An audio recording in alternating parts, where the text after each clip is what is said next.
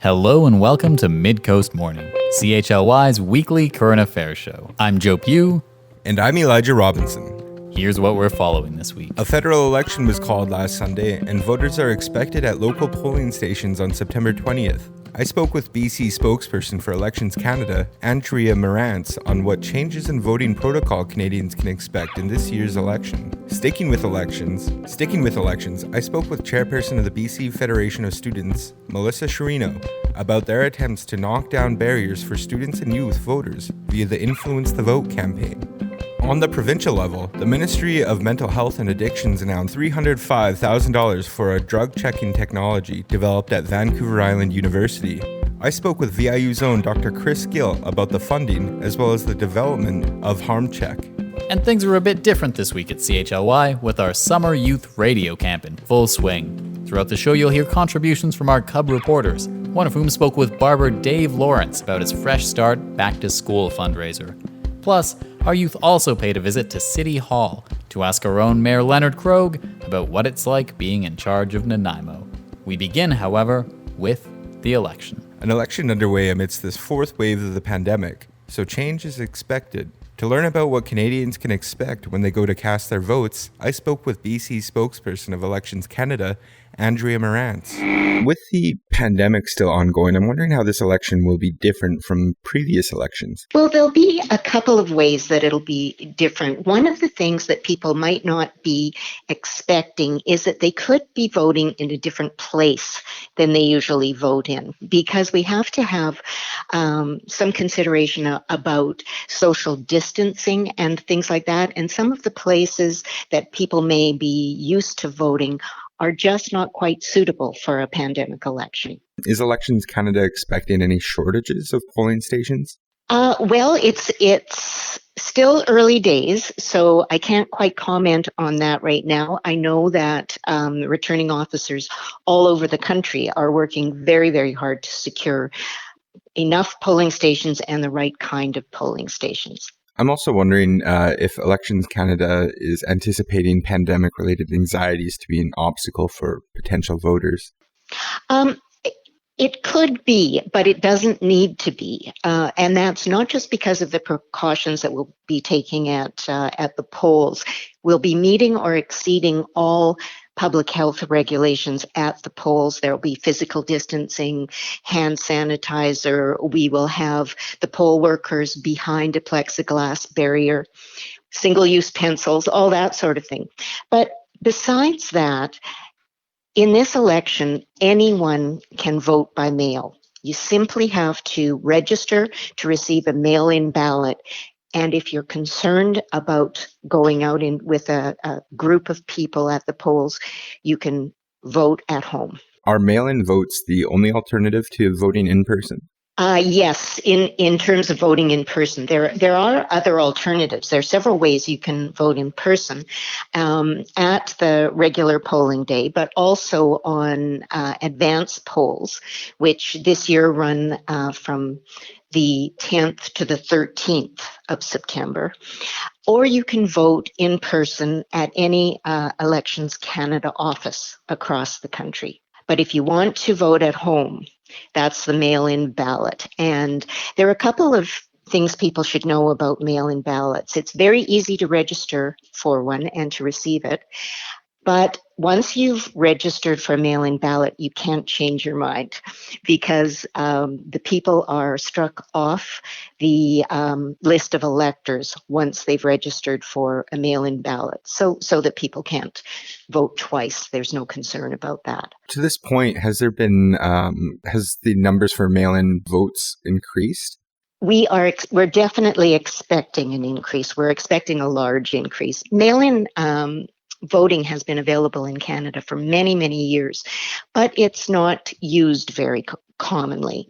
This year, we are expecting a lot more people will use the mail-in ballot, mainly because of concerns around the pandemic, but it's also, we're encouraging people who may be threatened by forest fires to register for a mail-in ballot, because they may be uncertain as to where they could be during the actual polling days. I'm wondering, will an increase in mail-in votes affect the election in any way? It may take longer to get the results because if we receive a large number of mail-in ballots, and every ballot needs to be counted by hand, it may take longer to count them. So in Canada, we're very used to getting our results right on election night. Sometimes it's kind of late at night, but we always get them on election night. This year, we might not. We might have to wait up to a few days following the election. So Canadians can expect to cast their vote on the September 20th, but election postponement is a real possibility with the pandemic, and as you had mentioned, with forest fires as well. I was wondering, what would things look like should a electoral district postpone the election? It's a drastic measure to postpone an election. So we've had experience with floods and fires and one thing and another. So it's really a last resort. With the wildfires, is election postponement expected anywhere? No, we have a lot of preparations in place for to deal with these kinds of emergency situations, and it's in a constant state of flux right now, of course, because people may be under threat of evacuation one day and then the wind changes and they're not the next day. So, like I say, one of the big messages we want to get out to people who are under any kind of threat from the fires is to consider voting by mail, because you can also ask that your ballot be sent somewhere. If you think, well, I might have to evacuate, but your sister or brother or someone is in a community that's not threatened, you can have your ballot sent to them. And so those are very good options for people. And we're also working with the emergency services, and so where if there are places where we know that a lot of registered evacuees are staying, like sometimes people are put up in hotels and areas like that, we will definitely reach out to those people. I know you touched a bit on the health and safety measures being implemented for polling stations, but I'm wondering if you could give me a walkthrough on what voters can expect when they go to the polls on September 20th. As I said, you may be voting in some place that you've never voted in before. It may be even a movie theater, something like that, an unexpected place. You can find that out, of course, on your voter information card or by checking on elections.ca. When you arrive at the station, people will be social distancing in a lineup, and we are encouraging people to wear masks. It will be required in any area where there is that restriction, where public health is still requiring masks, but in the areas where it's not required, we are still encouraging people to wear a mask. When you come in, there will be one poll worker per poll. And you may be used to seeing more people than that around, but there will be one poll worker per poll.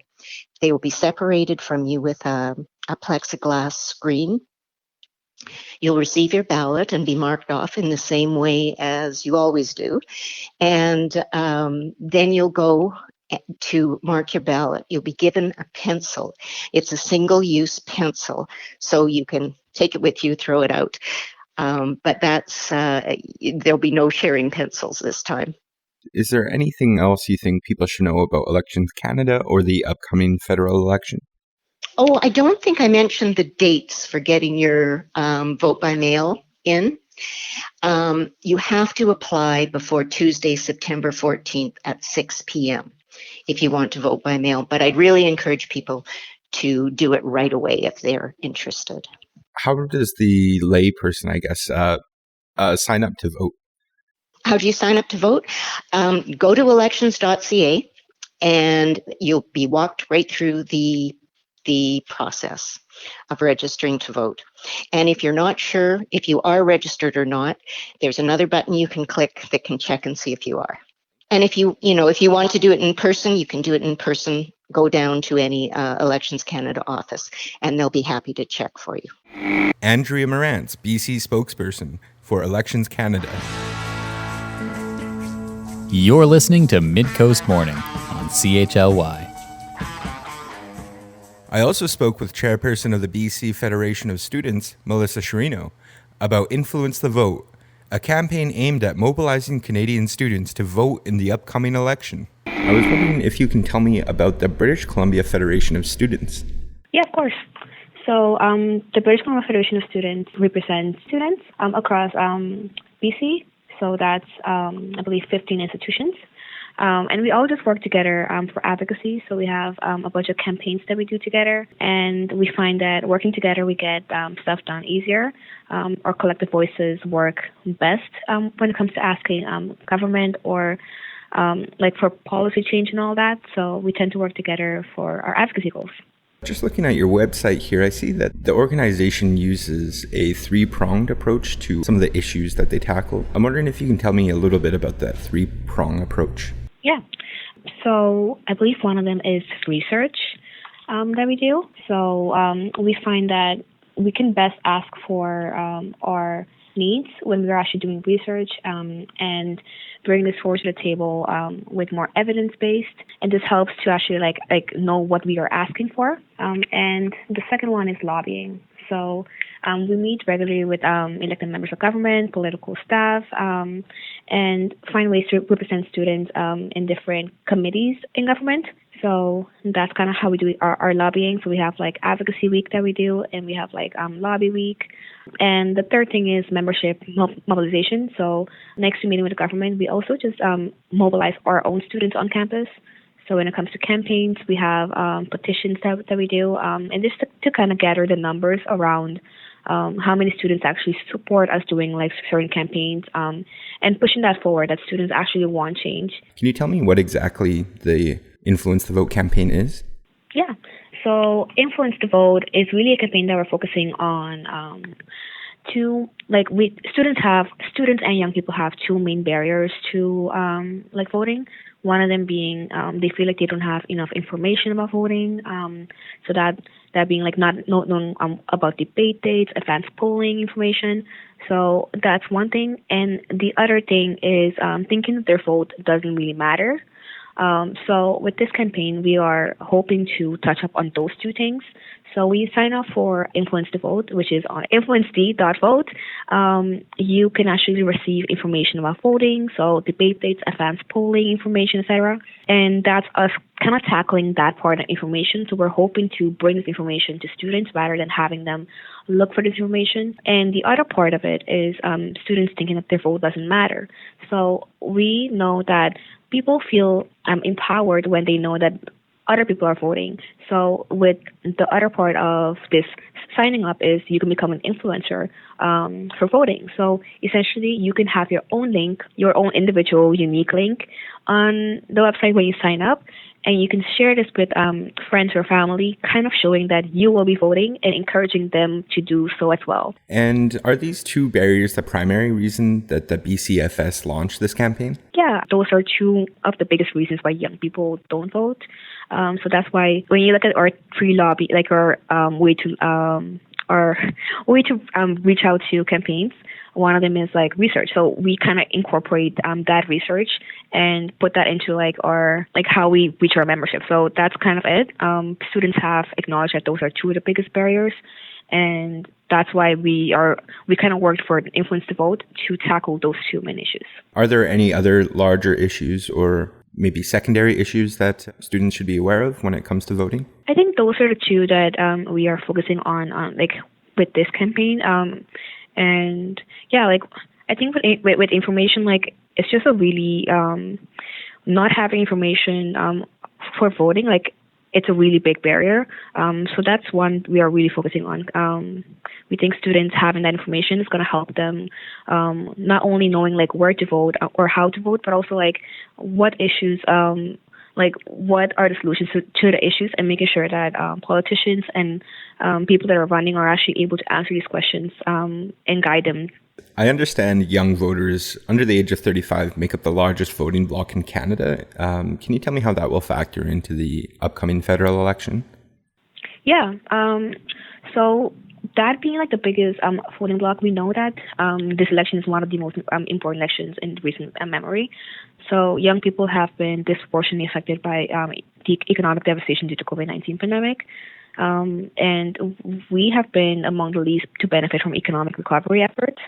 So I think that's why young people being the largest voting bloc, like this is going to be a really important election, and young people are really going to shape the results. How have young voters affected the past few elections? There has been an increase of young voters. I believe in 2011, only 38.8% of this age group voted, whereas in 2015, 57.1% voted. So there's been an increase of voting in that voting group. So I think that increase, like, we're only going to see it more, and young people are definitely like politically engaged. So really, like, when politicians are actually caring about things that affect young people, like, I think that's when you're going to see like a really big difference, right?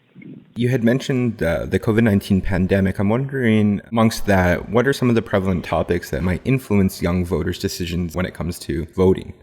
So I think it's important to like note that young people care about the same things as other voters. So like economic recovery, healthcare, systemic racism and discrimination, and increasing affordability of education, basic necessities.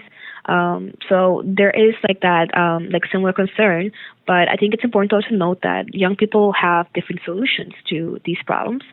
So I think it's important that politicians do their part and reach out and talk to young people about like the solutions to all these problems and what they're going to do, right? And just generally, where and how can young voters vote? Yeah. So we will be giving all that information if you sign up for Influence the Vote. So when you sign up, we'll be sending you like the polling stations like near your area and what you will need to vote. So I think signing up for the Influence the Vote is going to be like one thing young people can do if they want to know like more information about voting. And is there anything else you think people should know about the BCFS, the Influence the Vote campaign, or the upcoming federal election? Yeah, like I think I just really want to emphasize how like voting is like so important. As an international student, I can't vote, but there's so many issues that not issues, but like there's so many things that still affect me and other people that are not able to vote. So it's really a privilege to be able to vote. But yeah, I just really want to emphasize how like your vote matters for sure. Like you really have to voice your concerns and like what you think what would be the best solution. So yeah, I really encourage people that are able to vote to go out and do so. Melissa Chirino, Chairperson for the BC Federation of Students. You're listening to Mid-Coast Morning on CHLY. On Tuesday, the BC Ministry of Mental Health and Addictions announced its provision of $305,000 for HarmCheck, drug testing technology developed in Nanaimo. I spoke with VIU's Dr. Chris Gill about high-throughput paper spray mass spectrometry and how the drug testing technology he is developing could save lives. A safe place to start is with the most recent update development, which is the announcement of the provincial funding you received. And correct me if I'm wrong, but that's $305,000. That's correct. Can you tell me what the funding is going towards? Yes, so that funding purchases a chemical analysis piece of equipment called a mass spectrometer. Can you tell me what a mass spectrometer is? Sure. Elijah, tell me what your background is so I know how and where to pitch the level of what I'm going to tell you. For sure. So I'm a literary student, so I just graduated. So I can read well and pick things up quite well. Did you take high school chemistry? I did, yes. Okay. All right. Well, that's all I need. That I could do it without, but it makes it a little easier if you have a little bit of chemistry from the background. So what a mass spectrometer does, the name, this is one of my bad quotes from my classes, the name describes what it does. It measures the mass of molecules. So a mass spectrometer is essentially a very sensitive if you will, weighing device. It's much more complicated than that, but simply put, we can use that machine to, by using the mass of different molecules, identify what those molecules are from their weights. And the other thing that the mass spectrometer does is within the machine, it actually breaks apart the molecule's structure. And so we can weigh the parts of the molecule. And by doing so, we can confirm the identity of what that thing weighs, because maybe two molecules have the same weight, but by looking at their structures or by the weights of the parts of their structure, we can positively identify what it is we're detecting or weighing. And so the other two things that are really important with mass spectrometry is it's very, very sensitive. So we can measure or detect very, very low amounts of substance. So in terms of a mass, a picogram or 10 to the minus 12 grams is easily weighed, which is about the amount of material you'd leave if you put your finger down on a bench and then took it away. Your fingerprint oils would be, probably more than 100 picograms. So it's extremely sensitive. And because of this, when we're testing very, very small samples of drugs, which we actually dissolve up in a little bit of liquid and take an even smaller sample, we're more than able to detect and measure very trace components of toxic drug substances. So that's why the mass spectrometer. And it's nice because unlike other ways of measuring things, the mass spectrometer doesn't care what it is so much. As long as it can measure the mass of what it is, we can do a measurement. So it's very flexible, and the measurements that it makes, so it generates signals, electrical signals, which we record with a computer. But the strength of the measurement signal for a drug can be used to provide information as to how much is there. The bigger the signal, the more drug is there. So we use this technique of mass spectrometry to very rapidly and positively both identify toxic drugs and things in the drug supply, as well as put a number on how much was present in a sample that was being tested. And so we can do that quickly. We can do that in a minute or two. Can you elaborate on the field work that you do with this equipment? Yes. So during COVID, so we're unable to accept drug samples at VIU. We do not serve the public here. We can't. We don't have the legality, and nor would we have the people and the personnel to have that public interface. So it's very important that you emphasize that, I think, in any publication. We can't do testing here, but what we do is we work with partners in harm reduction in Victoria at the moment. We've also worked with Vancouver, who connect with people who use drugs, and so the people who use drugs bring a small sample to them, and we actually prepare a sample from that sample and put it on a paper strip in Victoria, and that small paper strip comes back to VIU where we test it. So during COVID response, we began testing in concert with researchers at University of Victoria, the UVic drug checking or Vancouver Island drug checking project.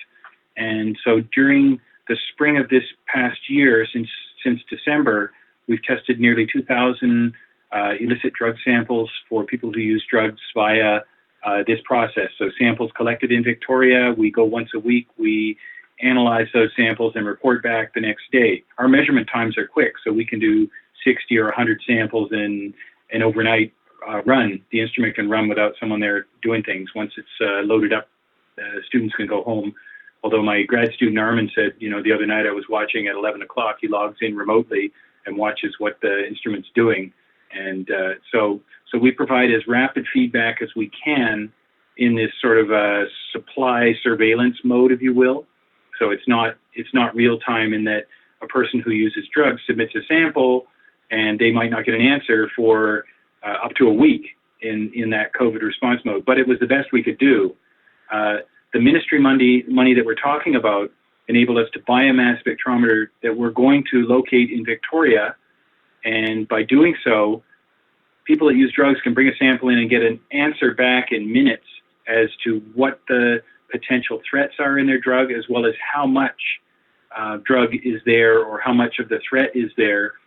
And the goal in this is to guide informed choice on drug use, or even discarding the drug if it's a dangerous substance or an unknown substance, or not what they expected it to be. So the money will enable us to put an instrument in Victoria full time. We couldn't do that before because I have other projects that use that instrumentation in addition to drug checking. And so we needed to purchase an instrument so we could actually dedicate one full time, 100% to doing this work.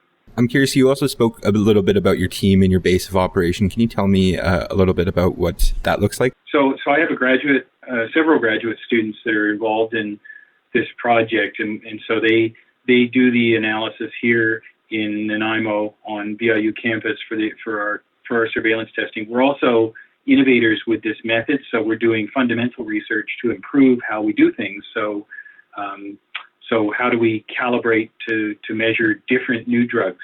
The other thing a mass spectrometer can do, because it's essentially, if you will, in air quotes, weighing molecules, if there's something new that appears, we use the mass spectrometer and this process of breaking it apart and weighing the parts to tease out new information about new threats as they appear in the drug supply. And then we incorporate those into our measurements.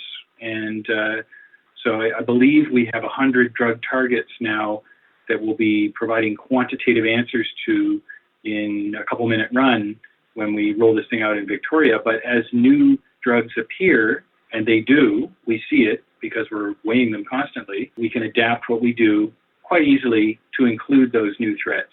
It's the flexibility, the sensitivity, and the quantitative capabilities of mass spectrometry that make it the, if you will, the gold standard for measuring drugs in laboratories. And we're bringing that to where it needs to be used to make decisions that are life-saving. And I understand that fentanyl and carfentanil are two substances that often appear when discussing this drug overdose crisis. I'm wondering, what are some of the other risks? So fentanyls, or fentanyl, if you want, or fentanyls, they're all kind of synonymous, are opioid-type drugs. They behave like heroin and morphine in our body. Heroin and morphine morphine is a natural product derived from poppies, and heroin is a chemically adjusted version of morphine that's even more potent. But fentanyls don't look anything like heroin or morphine. They're much simpler structures. There are about 1,400 variants of fentanyl-type molecules that have been made chemically. So people have synthesized these things, and they all behave similarly in our body. They act as an opioid. They're going to have the same kind of effect as heroin or morphine in a user, and so they're highly addictive as well. But carfentanil happens to be a very potent form of a fentanyl-type molecule, and so the amount of it that's a threat is significantly lower than even fentanyl. And because there are a variety of different forms of fentanyls that have appeared in BC street drugs, and for that matter, drugs around the world, it's important to not only know that there's a fentanyl-type molecule present, but which one, because you've probably heard carfentanil in the news, and it's because vanishingly small amounts of it are very, very dangerous and very, very toxic. So the fentanyl story, a colleague of mine who's a toxicologist has been using a term, and I like to use it, fentalogs. So FENTALOGS. This is kind of an encompassing term that describes the myriad of different forms of fentanyl. So, and all they do is they change a very small part of the molecule. They behave similarly, but have different potencies depending on what chemically has been done to these molecules. And most of them were developed as painkillers and anesthetics, but their misuse has obviously led to a significantly greater problem. Other drugs that appear in the drug supply include the main culprit here in BC at the moment are benzodiazepines, and so these are drugs that are structurally related and behaviorally related to things like Valium, but some of them are quite dangerous and toxic. And atizolam is the one that we've seen a lot of, but there are others that have appeared, and so those are a couple examples of the range of different things that can appear in street drugs. a third problem that's not being addressed and is going to be addressed more and more are the presence of, so when these things are made for pharmaceutical purposes, so, fentanyl is used. I've had fentanyl when I had a surgery done, a minor surgery. They use fentanyl. So when they make these things for pharmaceutical purposes, they're clean, they're pure, they have to be because they have to pass standards. The illicit drug market's another world, right? It's not Breaking Bad, but it could be, right? Someone's cooking these things up somewhere in a lab, and do they purify out all the components that are added to make that molecule or not? Or some of the starting materials that are used to make the molecule? Sometimes they're very pure, sometimes they're not. And so these impurities from synthesizing or making these molecules are also present. And some of them are very toxic, some of them are biologically active and act as drugs in their own right. And so we see those things as well. And so being able to, and the mass spectrometer can tell us they're there. And so we're actively observing those things. And so we can alert users through our testing, through our collaborations with Bruce and his team, to the presence of these impurities, which may actually be more of a threat than the actual drug. And the reason they're not purified out is that, people making these things are making them for profit. So, they're not necessarily thinking about, the purity in terms of it being a pharmaceutical. They're thinking about how many grams of stuff do I have left? And if I purify it, I'm going to have less of the pure drug, but it'll be pure. But if I leave some of the impurities in, it weighs more, so I can sell it for more, or make more money on it. So it's kind of a weird idea. But anyway, we see those impurities. So you can almost tell from the impurities whether it's been, cooked up in some clandestine lab or whether it's a diverted pharmaceutical supply. When it's high purity and nothing else is there, you can probably guess that it was stuff that was diverted out of a pharmaceutical application, either stolen or, whatever. I'm wondering, how do you differentiate something that is clean and not lethal or fatal from something that is harmful? So the devil is in the dose. None of these drugs are safe. Medically they're used in very prescribed quantities based on your body weight, based on the previous use of the material. Users of drugs that are routine users become tolerant. And so the amount needed to achieve the same high is going to be different for a regular fentanyl user or opioid user than it would be for you or for me, because we don't use those drugs. So, a lethal dose for one person might be what the other person needs to barely have an effect. So having that kind of complexity in terms of response leads to whole other problems, right? So, what one person can tolerate, another person can't. And then you got to factor in what else is in there. So if it's, one of the problems we have in BC right now is that the drug supply is heavily tainted with fentanyl. In fact, heroin's a rich person's drug, really, because it costs a lot, because it's derived from a plant material, so it's relatively expensive, and so it's almost disappeared because fentanyls are much cheaper to make.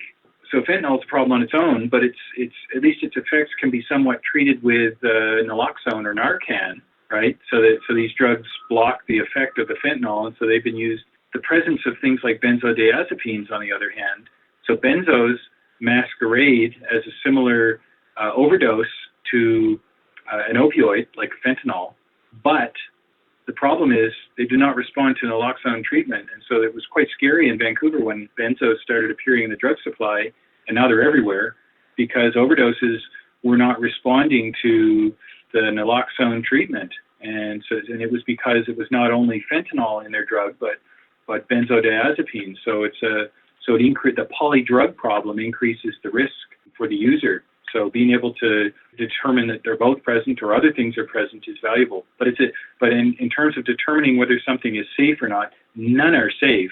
But in assessing the risk in use, having better information about the level of drug or the amounts of different drugs present is going to inform better decision making, hopefully, for the user. And again, it involves a team. It's not just provide the numbers and hope someone's going to make the right decision.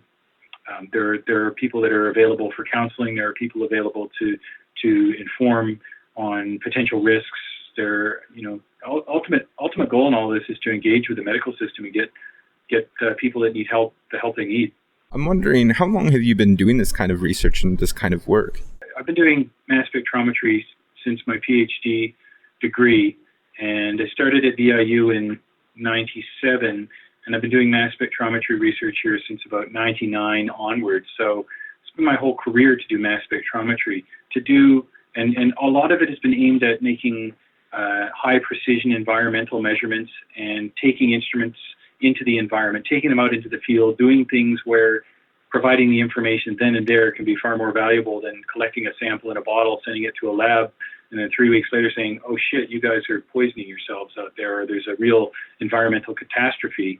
We wanted to do that with mass spectrometry and be able to provide essentially real-time information so we could either map where problems were occurring in the environment, or at least provide useful information immediately to inform better decision and policy. And so in 2017, I got a call from a colleague in Vancouver that said, you guys have been doing this for 2 decades in environmental work. Is there any way that you can bring mass spectrometry to bear as a tool for drug testing for the opioid crisis? Because we've got a disaster happening in the downtown east side with fentanyl, and the drug checking that we're doing, although there are some techniques that they were using, they weren't sensitive enough to provide accurate information and, importantly, accurate quantitative information for the very low levels of fentanyl that were causing overdose and mortality. And that's so 2017 July was the start of the drug checking for me, and it's been a bumpy road and a worthwhile one, because I really see both the recognition in my peers as well as in the harm reduction community to the value of what we've done. So that's kind of the peanut shell story. So lots of experience with mass spectrometry, and because this molecular weighing tool is so sensitive and so flexible and quantitative and specific, it fits the needs for drug checking very, very well. Dr. Chris Gill, professor and co-founder of Applied Environmental Research Laboratories at VIU. You're listening to Midcoast Morning on CHLY 101.7 FM. The Fresh Start Back to School program returns this month to provide kids in need with the gear they need for September, as well as fresh cuts for a fresh new year. The program is organized by Dave Lawrence of That 50s Barber Shop and is taking place at the Harborfront Library. To find out more about Fresh Start, our Cub reporter Lucas paid a visit to That 50s Barber Shop and spoke with Lawrence. How did you begin this program? We started Fresh Start about 7 years ago, and it was a story that went viral where a barber in the States did a thing to promote literacy. So he offered free haircuts if you read him a story. So friends of mine saw this and said, you should do that. And it was right when a friend of mine was volunteering at the 710 Club, and he talked to me about the amount of child poverty and people going there to get free breakfast and lunch. So I just kind of thought, let's combine the two things. Kids can come in and read me a story, and I'll give them a free haircut, and then we'll also give them a backpack filled with school supplies and clothes and books. So that's how it all started. What were the first steps to starting the program? I got my friends, they were the ones that were suggesting it. So I said, fine, let's do this. But you guys are the ones to help me. I'll do the haircut part of it. You guys help me collect backpacks, school supplies, clothes, and books.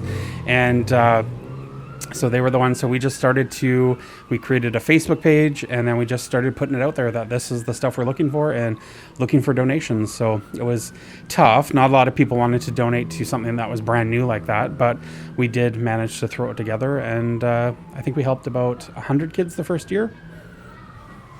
And how's it grown since then? It's grown tons. We've helped out hundreds of kids every year. Last year we had the most ever with 230. We have more and more people wanting to donate to us, larger organizations. The credit union's donating a lot of money this year. Panago Pizza donates $1,000 and 200 pizza coupons. So it's really grown huge, and it's awesome because the need is definitely there each year as well. Were there any difficult challenges in the 7 years? With everything. I mean, even I guess last year probably was the biggest, where with COVID we couldn't do the haircutting portion of it. So we just we collected supplies and then actually delivered it to people's houses. So that's a huge thing. Delivering, going to 230 different houses was quite the ordeal, but we managed to do it anyway. Were there any Were there any doubts that people had about trusting a smaller business? No, I don't think so. I think everyone realized that I like to help out in the community, and it's a good idea. And I think for the most part, people trust me. Is there anything else you would have done? I'm really excited about this year. We're teaming up with the library this year, so we'll be doing the event at the library. I have multiple barbers and hairstylists coming this year, so that's really exciting. And it's just growing and growing, and I can't wait to see where it goes in the next couple of years. Thank you. Anything else you feel like people need to know about this year's event? Not much. I mean, if people want to donate, that's great. They can drop off donations to That 50s Barber Shop, the library downtown, Heavy D's Barber Shop in Departure Bay, or Desire Tattoo on Bowen Road. We're looking for backpacks, school supplies, clothes, books, winter coats, boots, all the above. Dave Lawrence of That 50s Barber Shop speaking to our Cub reporter Lucas about the Fresh Start Back to School program, which will be taking place at the Harbourfront Library on August 28th. And finally, this week CHLY's Youth Summer Radio Campers visited our own Mayor Leonard Krog to get a clearer picture of what it means to be in charge of Nanaimo. Has being the mayor impacted you in any way? For me personally, I was involved in politics here for a long time. In separate times, I was the MLA for the Nanaimo, or parts of Nanaimo, for 18 years. And that meant traveling to Victoria a lot, traveling around the province a fair bit. As mayor, you tend not to do any of that. I'm home in my own bed every night, so it's been a very positive impact for my wife and myself. I like sleeping in my own bed at night. Certainly, it takes up your time, and that impacts on me. And certainly, you're much more accessible at the municipal level of politics. People feel very comfortable approaching you. If grocery shopping normally takes a half hour for an ordinary person, it probably takes me an hour. Because people will come up to you and raise an issue, want to talk about something. Sometimes it's just to say something nice. So there is that personal impact. When they call it public life, that's what it means. You don't have as much of a private life as many citizens do. And that's because you're in a public position. What's your favorite part about this job? I think, in fairness, it's probably just people. I am a people person. Not everybody is, and I come back to that point. Some people are very shy. Some people don't like public speaking. Some people don't like interacting with people. Some people like to live confined, very private lives. I'm not like that.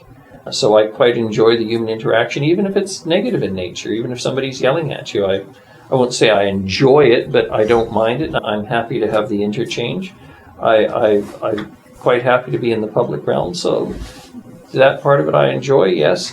But I think overall, the most enjoyable part of the job is being able to accomplish things. At other levels of politics, it's often such a collective activity. The government brings in a policy that improves social assistance rates, something I argued for years.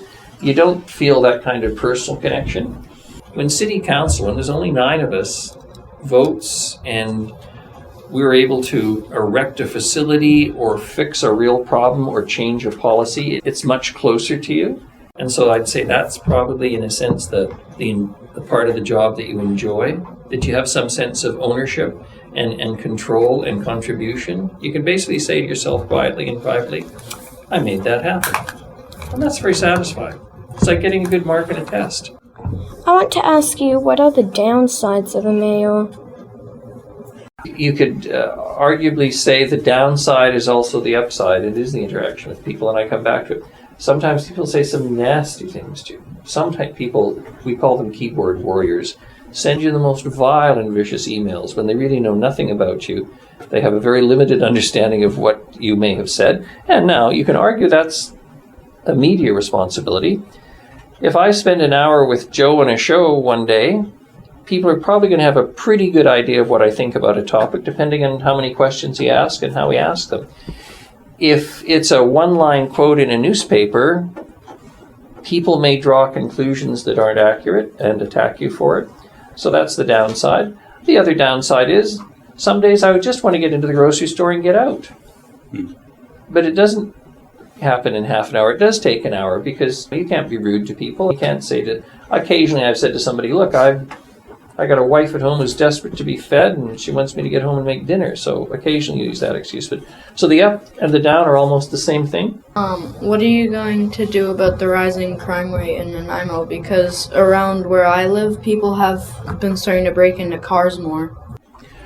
Firstly, I meet every month with the superintendent of the RCMP.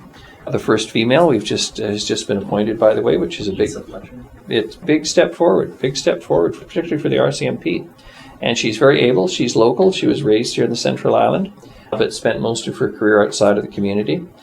So I meet with our CAO and her every month. Our CAO is our Chief Administrative Officer. He's the senior public servant, works for the city. He's the one person, the mayor and council, he's the person we hire and fire. Like, he's the paid public servant. His job is to run the 900 plus people who work for the city. The rising crime rate, boy, there have been literally thousands of books and articles about why crime rates go up and why crime rates go down. I suspect that in your neighborhood, if you're seeing a lot of break-ins, much of it is going to relate to drug addiction and people stealing to support their habits. That's the most common reason for increased crime. Or alternatively, that maybe there's something in your area that is attracting people because it's particularly valuable. We had a real rise in the crime rate around the car dealerships that are centered around Bowen and the highway, because catalytic converters that you can cut off a car are worth a lot of money. And so we saw a significant rise in crime there. The RCMP changed their tactics a bit, and that tended to bring it down. In terms of what the city can do about the rising crime rate, look, we don't control poverty in the sense that we don't deliver social assistance. We don't run the overall economic policy of the province or the country.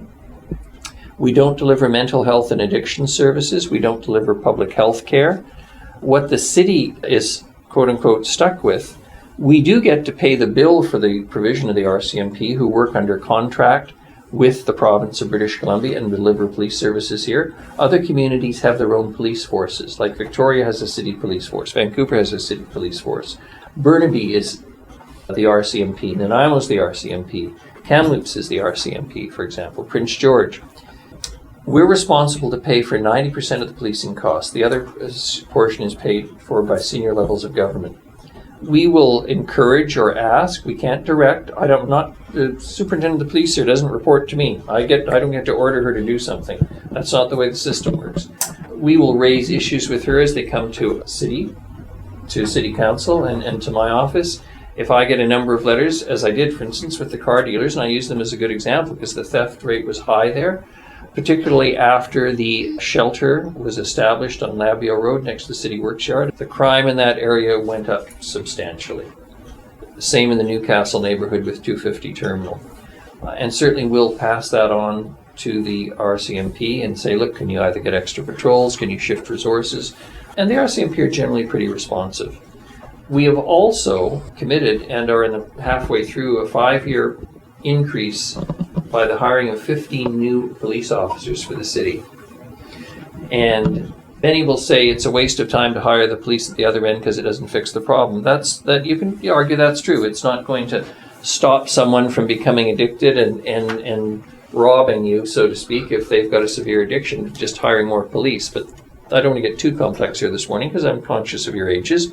But having said that, is our job, is to pay for the police, so that when your house is broken into, you can at least report it, and hopefully the guilty parties can be arrested and charged and punished, and hopefully that discourages other people from doing it. But I must tell you, with the crime as it relates to addiction, policing in and of itself is not going to fix it. When a person is in serious addiction, that's all they care about. And they don't think much about the consequences. They're stealing something to pay for their next fix of drugs. And it's a dreadful situation, and it's a huge problem. But it is compounded in our city, as it is across this country, and indeed all around the world, and particularly in the Western world, where you have people with severe mental health and addiction issues, often now coupled with brain injury issues, who formerly, in previous times, would have been in some form of secure facility, not a prison per se, but where they would have been receiving treatment or care or assistance. those places are essentially gone. They were basically done away with 30, 40 years ago over time. The view was that we would deliver these services in our communities. That never happened. And so you now have a fair portion of our street population who are just literally I'm getting on the mayor's soapbox here, who are literally being left to die in our streets because we're not providing the care and supports they need. And as I say to people, they're living in hell in our streets, and they're making it hell for many others. Your neighborhood where crime is high, people's homes are being broken into, bikes stolen, all of those kinds of things. It's very frustrating because the municipal government has the least control over it. We don't have the resources. As I say, we don't deliver the services that will improve that. What do you think Nanaimo will be in 10 years from now? We'll be bigger. I'd like to think we will be a somewhat more diverse community. We're not as diverse as, say, the city of Vancouver or Richmond or Toronto, but we're pretty diverse in terms of ethnicity. And that's a very positive thing. That's the wonderful thing about this country isn't based on race. This country is based on an idea. Some nations identify on the basis of the racial origins of their people. This country is an idea. So it's not based on whether you're of English extraction or French or Sri Lankan or wherever. It's based on an idea, which makes this a pretty wonderful place to live, in my view. We'll certainly, I think, be less car dependent. But we're not going to all be on bicycles or walking. But one of the things that the city's doing is try and encourage what we call the nodal concept, and that is we want commercial services and human services, doctors, lawyers, acupuncturists, hairdressers, barbers, whatever, concentrated in areas and then encouraged multi-unit building around it so that people can actually walk and get those services as opposed to hopping in their car and driving in miles through the suburbs or whatever. And so you'll see further changes that way. For instance, you're seeing the number of people who are living downtown now has been increasing substantially. And that's because we want it to happen that way. Why did you become the mayor to begin with? Interesting story. And I was the MLA for Nanaimo. And the previous city council, let's just say it had developed a certain reputation for discord. And the previous mayor, my predecessor, a nice fella called Bill McKay, was often on the losing side of votes. It was often a 5-4 vote. There was tremendous dissension. There was a great deal of bad behavior. Some members of council. And after the provincial election in 2017, some people started to come to me and say, look, you're not in cabinet. You've been MLA for a long time. Why don't you consider running to be mayor? And those people included, and I say this with a certain amount of pride, the previous MLA, who was a BC Liberal, and I was a BC New Democrat. And he said, look, and he was amongst many influential people in the community who said, look, we think you're the guy. You're the person who could lead a council, who can get us out of this mess. And so it wasn't me laying in bed one night and saying, I want to be mayor of Nanaimo. It was people coming to me and saying, you know, why don't you think about this? And the voices got louder and things on council got worse. And it became readily apparent that people wanted me to run. I said, yes, I did. And I got just a shade under 74% of the vote. So that kind of tells me that probably people did want me to be mayor. Would you say the most frustrating part about your job is people not understanding that the be and end all? That's a very good question and nicely put too.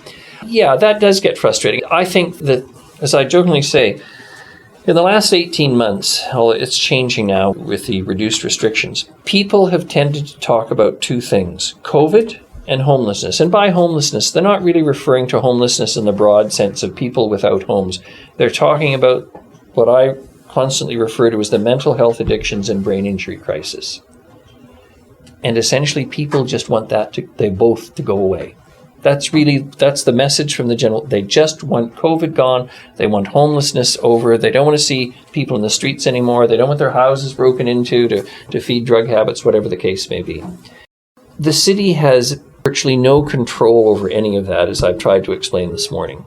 But I'm readily accessible. Like I say, I'm in the grocery store, and so and people bang off emails constantly. Unlike what I explained to you this morning, it is astonishing to me how many people still don't understand what levels of government are responsible for what areas. And so, yes, it is frustrating. But at the same time, it doesn't stop the city, and we do, and when I say city council, from advocating for solutions to those problems, to the levels of government that can actually help and make the change. As much as I say this is a great country, notwithstanding, it has both what I refer to as a history and a past, and particularly around residential schools and what people have come to understand about the residential school system, which, with great respect, many of us knew about, understood, and talked about long before it became a public topic. There are aspects of our history that are not pretty, which is true of every country. But I come back to it overall. There's a reason that people from all around the world want to come to Canada. The members of CHLY's Youth Summer Radio Camp speaking with Nanaimo Mayor Leonard Krog about his duties. That's our show for the week. Thanks so much for listening. Midcoast Morning is hosted and produced by Joe Pugh and Elijah Robinson. Special thanks this week to our Cub reporters, Lucas, Noah, James, Harper, Lyndon, and Gregor. Tune in next week for continued election coverage.